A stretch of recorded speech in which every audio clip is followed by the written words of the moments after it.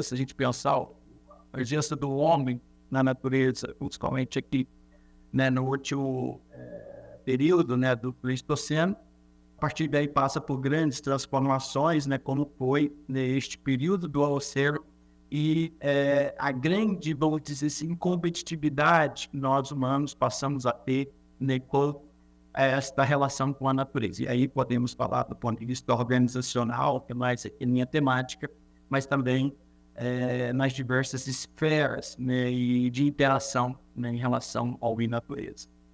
Mas sem sombra de dúvida, né, o que nós temos é que nesses últimos, vamos dizer assim, 200 anos, temos um consenso hoje, que é o consenso, né, de um novo período, que é esse período do antropoceno. Eu digo consenso porque talvez a grande dúvida seja quando, né, efetivamente começou esse período, se nos últimos 50, 70 anos, ou se a partir da Evolução Industrial. Mas o que temos é que, ao olhar, né, seja por um período geológico, né, seja por um período da história humana, o que nós temos aqui nos últimos, principalmente, 200 anos, uma transformação gigantesca do ponto de vista de como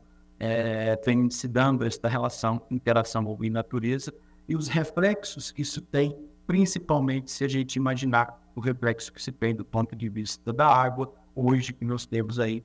né, bilhões e bilhões de pessoas, né, que têm um acesso, né, muito restrito, limitado à questão da água. Nós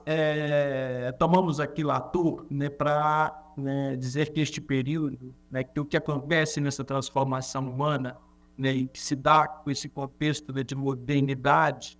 né, principalmente a partir dos 500 anos,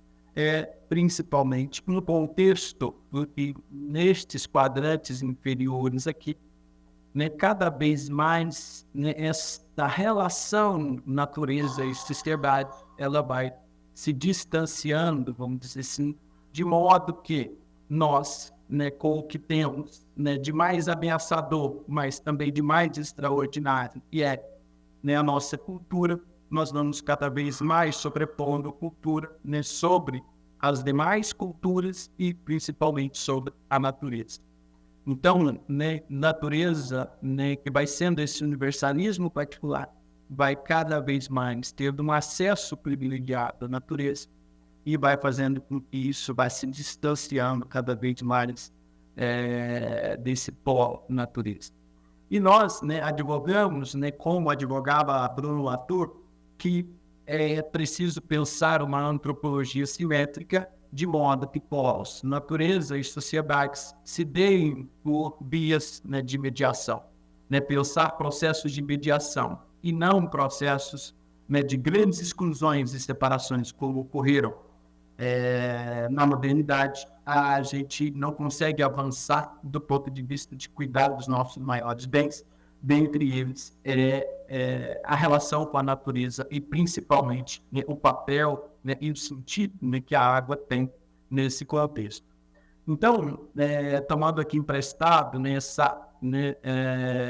um artigo publicado agora recentemente pelo Ganoltz, que mostra, né, claramente como, né, é preciso, né, pensar em gestões integradas, principalmente pensar nesse contexto mundial e nacional de gestão integrada, né, de recursos hídricos. Temos hoje, vimos a governança experimentalista, um grande, né, instrumento, né, ou um grande potencial, né, como foi, né, na pandemia, né, processos muito diferentes dos usuários ocorrendo na pandemia, do ponto de vista da gestão da comunicação, né, da efetividade, a accountability, etc., e todos eles precisando ser, né, traduzidos para esta relação natureza e sociedade, né, e principalmente pensando elementos como a água em médio e longo prazo. Né? Eu acho que o Brasil precisa, né, pensar com mais carinho para, né, processos, né, de formação que integre governança, mas governança dentro, né, de outros contextos que relacionem sociedade e natureza, e penso que as soluções baseadas na natureza pode ser, né, grandes elementos, apesar dela ainda praticamente ainda está muito restrita.